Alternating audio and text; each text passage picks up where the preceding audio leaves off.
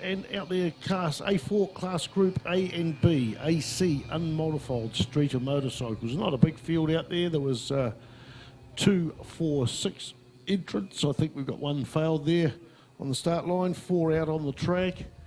That's what I can see at the moment itself. So right now it's, yeah, where we got Daniel Biggs is the quickest qualifier, and actually quite a quick, about 8 seconds quicker than Marcus Teal. Marcus Teal and Taylor Locke are relatively close together, just a second between them. And then we go to Kurt Shepherd, Quinton Bishop, and Dylan Beach has not registered a time there. So what I'm going to assume there is that Dylan had not done the earlier practice, but was grouped into the practice they had. The last session of practice this morning was for all the riders that hadn't actually managed to do a lap or even start in the practices, and they all start off the back of the grid. So that's just my assumption that Dylan Leach is in that position because he's got 0 time against him, and a mixture of both FAHS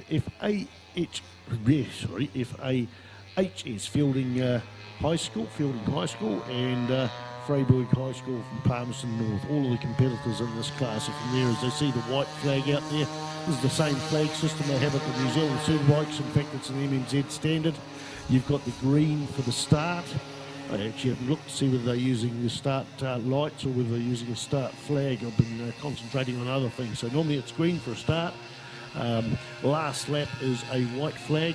Of course, the checkered flag is black and white, and that's pretty much standard for all motorsports and a lot of other sports throughout the world. The checkered flag signifies the finish. The red flag, fortunately, we've only seen one so far today. That is for a race stoppage. And the yellow flag is warning people that there is an incident up ahead of them and no passing until you get past that incident, with the black flag meaning that the rider who is noted on the blackboard with the black flag is to pull out of the race.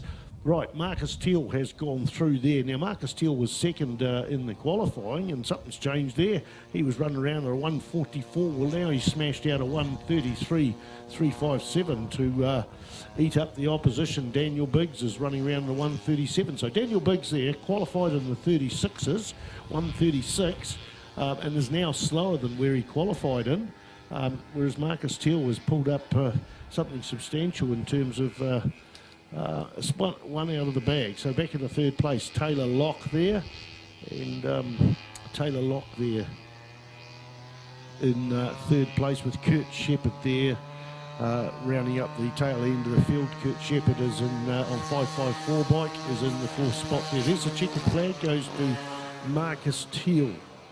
Just trying to actually confirm that I've got the right page for my thing. Yeah, Marcus Teal there. Sorry, folks, Marcus Teal, that's right. Okay, I was going to write it on something different there.